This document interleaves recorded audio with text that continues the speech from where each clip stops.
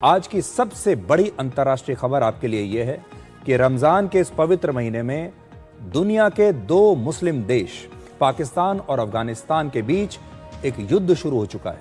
पाकिस्तान के सेना प्रमुख फील्ड मार्शल असीम मुनीर ने पिछले 9 महीने में अपना दूसरा युद्ध शुरू किया है। इससे पहले आपको याद होगा मई 2025 में पाकिस्तान ने भारत के खिलाफ ये युद्ध लड़ा था, एक 4 दिन का, जिसमें उसकी बड़ी करारी हार हुई थी। लेकिन असीम मुनीर सुधरे नहीं, क्योंकि पाकिस्तान ने बीती रात अफगानिस्तान की राजधानी काबुल सहित कांधार और पख्तिया प्रांत में मिसाइल से दूसरी बार हवाई हमला किया है। इससे पहले पाकिस्तान ने 22 फरवरी को काबुल पर पहला हवाई हमला किया था और अफगानिस्तान ने जवाब में आज ड्रोन के जरिए पाकिस्तान की राजधानी इस्लामाबाद के नजदीक पाकिस्तान के एक मिलिट्री बेस पर हवाई हमले किए। साथ ही पेशावर, एबटाबाद और नौशेरा में भी पाकिस्तान के सैन्य ठिकानों पर अफगानिस्तान ने एयर स्ट्राइक की है।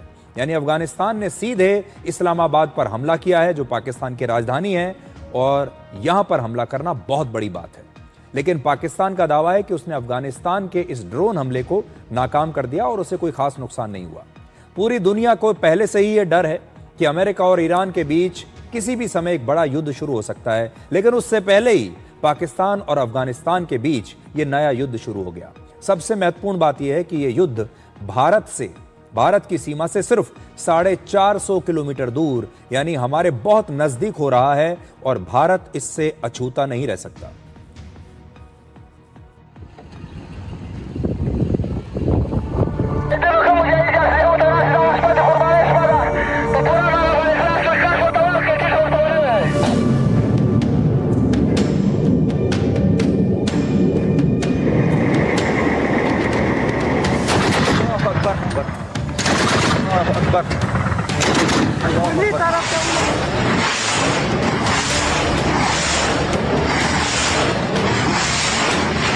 دو بجې شپې دي او یو فایټر جت د پاکستان د دالمان شاه صاحب।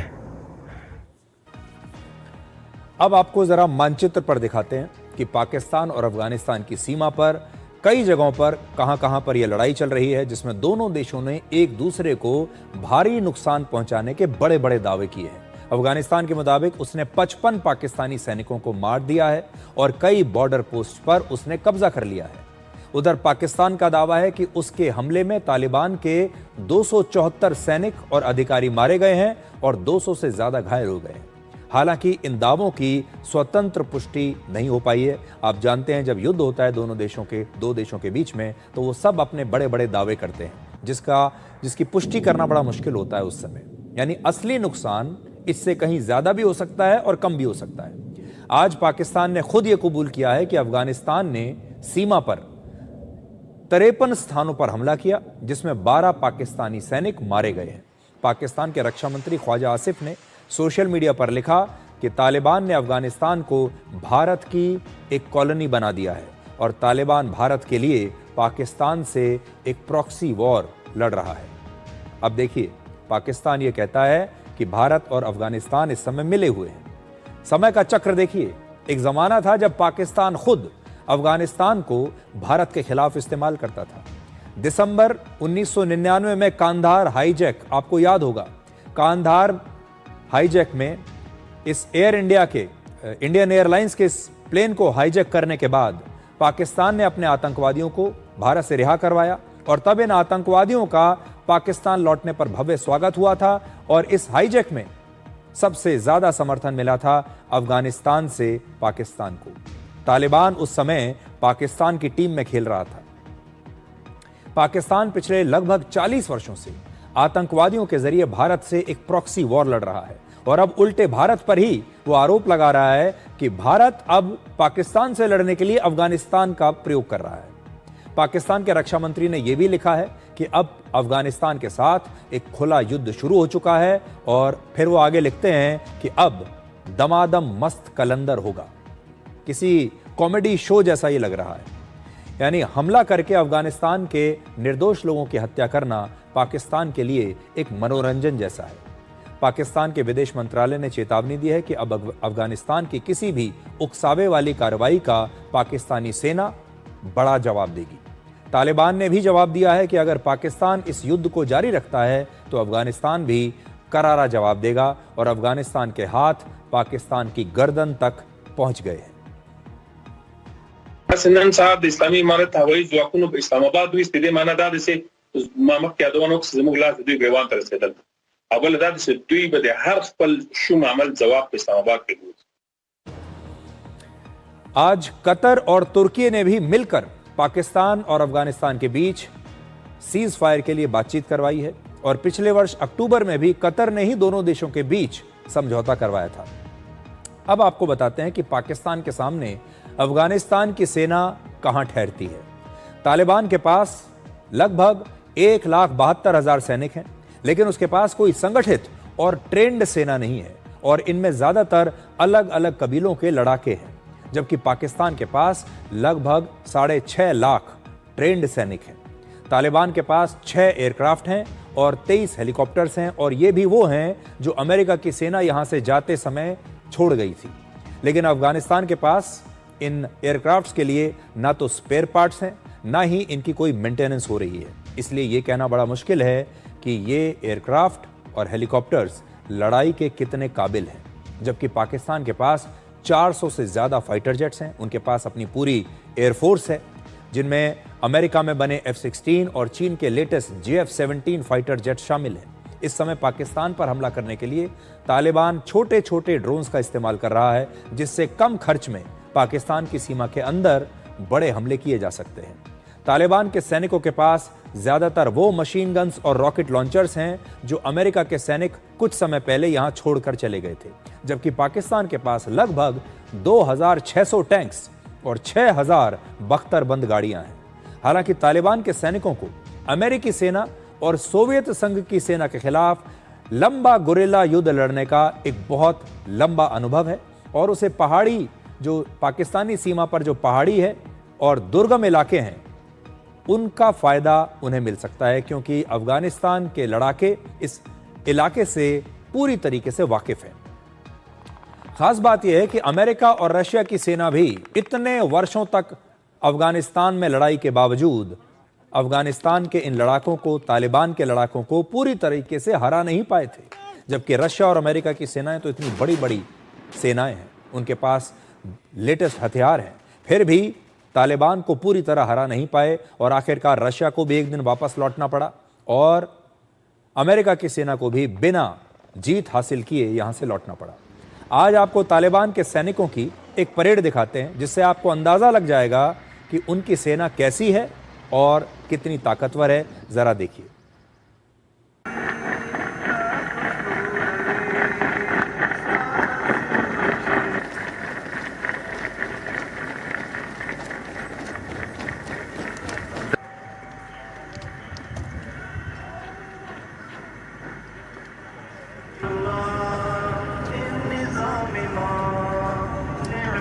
लादी लिबासी पतंद जलूर जमाकेदती रेडो पहाल की थी। तो जब आप ये तस्वीरें देखेंगे तो आप ये पाएंगे कि कहने को तो अफगानिस्तान की ये सेना पाकिस्तान के सामने कहीं नहीं ठहरती। अगर हथियारों की बात करें, अगर रिसोर्सेज की बात करें, पैसे की बात करें, बख्तरबंद गाड़ियों की बात करें, अफगानिस्तान के पास तो अपनी खुद की कोई संगठित एयरफोर्स तक नहीं है और पाकिस्तान के पास तो 400 फाइटर जेट्स वाली एयरफोर्स है। अफगानिस्तान के पास कोई संगठित ट्रेंड सेना भी नहीं है। लेकिन अफगानिस्तान के इन लड़ाकों के पास एक चीज है जो पाकिस्तान के पास नहीं है, और वो है पैशन, वो है बहादुरी, वो है जज्बा। और अफगानिस्तान के लड़ाके इतने जज्बात के साथ लड़ते हैं, इस जज्बे के साथ लड़ते हैं कि अमेरिका और रशिया की सेना भी इन्हें हरा नहीं पाई। इसलिए पाकिस्तान के पास हथियार बहुत होंगे, शायद पैसा भी इनसे ज्यादा होगा, फाइटर जेट्स भी इनसे ज्यादा होंगे, टैंक भी इनसे ज्यादा होंगे, लेकिन बहादुरी इनके जैसी नहीं है। एक बड़ी मशहूर कहावत है, Afghanistan is the graveyard of empires. Hindi में इसका मतलब है कि अफगानिस्तान वो जगह है जहां बड़े बड़े साम्राज्य दफन हो चुके हैं। दुनिया की कई बड़ी बड़ी शक्तियां जैसे अमेरिका, सोवियत संघ और ब्रिटिश साम्राज्य ने भी अफगानिस्तान पर कब्जा करने की कई कोशिशें की, लेकिन इन सभी को वहां से पराजित होकर ही वापस लौटना पड़ा। इनमें से कोई भी अफगानिस्तान पर कब्जा नहीं कर पाया। पाकिस्तान ने अफगानिस्तान को भारत के खिलाफ अपना हथियार बनाने की तैयारी वर्ष 1971 में ही शुरू कर दी थी। तब पूर्वी पाकिस्तान अलग होकर एक नया देश बन गया था जिसका नाम है बांग्लादेश। पाकिस्तान को यह बहुत बड़ा जख्म भारत ने दिया था और पाकिस्तान इसका बदला लेना चाहता था। उसका एक हिस्सा कटकर अब बांग्लादेश बन गया और उस समय पाकिस्तान के तानाशाह जनरल जियाउल हक ने एक थ्योरी पर काम किया जो कहती है ब्लीड इंडिया विद 1000 कट्स। मतलब भारत के खिलाफ सीधा युद्ध लड़ने के बदले प्रॉक्सी वॉर के जरिए हजारों छोटे छोटे हमले करके उसे कमजोर किया जाए। भारत पर हजारों छोटे छोटे भारत को कट्स मारे जाएं, छोटे छोटे घाव दिए जाएं। वर्ष 1980 के दशक से ही पाकिस्तान ने पंजाब और कश्मीर में आतंकवाद को समर्थन दिया और इस काम के लिए उसने अफगानिस्तान में तालिबान को खड़ा किया।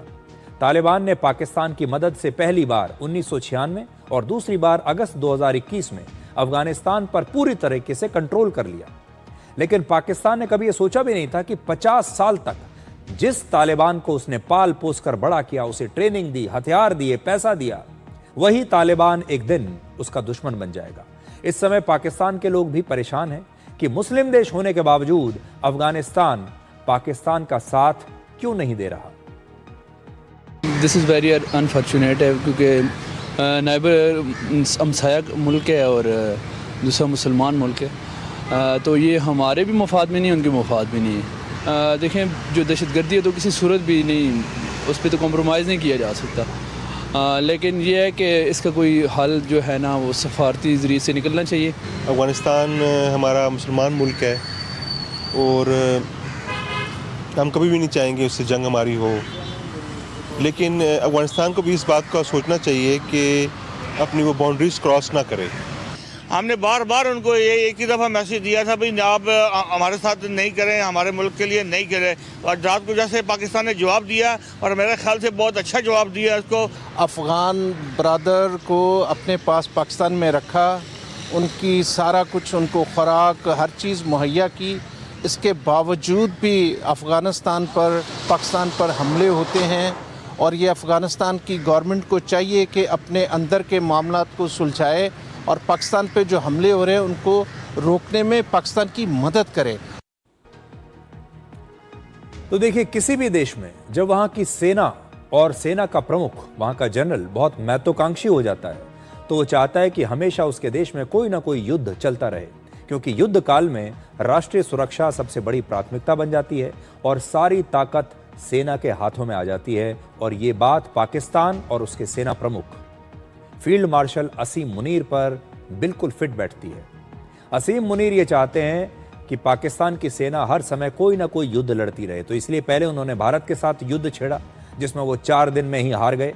अब उन्होंने अफगानिस्तान के साथ ये युद्ध छेड़ा है ताकि पूरे देश पर पाकिस्तान की सेना का एक जो कंट्रोल है वो बना रहे और जो सिविलियन सरकार है वहां वो पीछे चुपचाप बैठकर तमाशा देखती रहे। तालिबान का आरोप है कि पाकिस्तान के बड़े सैन्य अधिकारी लश्कर-ए-तैयबा और इस्लामिक स्टेट जैसे आतंकवादी संगठनों का एक जॉइंट कमांड बनाकर भारत और पाकिस्तान को अशांत करने की कोशिश कर रहे हैं। तालिबान ने यह भी कहा है कि ऑपरेशन सिंदूर के बाद फील्ड मार्शल असीम मुनीर ने पाकिस्तान के संविधान में संशोधन कराया और खुद को ज्यादा ताकतवर बना लिया और अब वो दोबारा एक नया युद्ध शुरू करके अपनी इसी ताकत को और बढ़ाने की कोशिश कर रहे हैं। तो पूरी दुनिया की नजर वैसे तो अमेरिका और ईरान पर लगी हुई थी, लेकिन उससे पहले ही पाकिस्तान और अफगानिस्तान का ये युद्ध छिड़ गया है और ये बहुत गंभीर मामला है। वो इसलिए क्योंकि पाकिस्तान सीधे काबुल पर हमला कर रहा है और अफगानिस्तान इस्लामाबाद पर हमला कर रहा है और ये जो पूरी लड़ाई हो रही है ये भारत की सीमा से सिर्फ 400 से 500 किलोमीटर की दूरी पर है, इसलिए इसका असर हम पर भी जरूर पड़ेगा।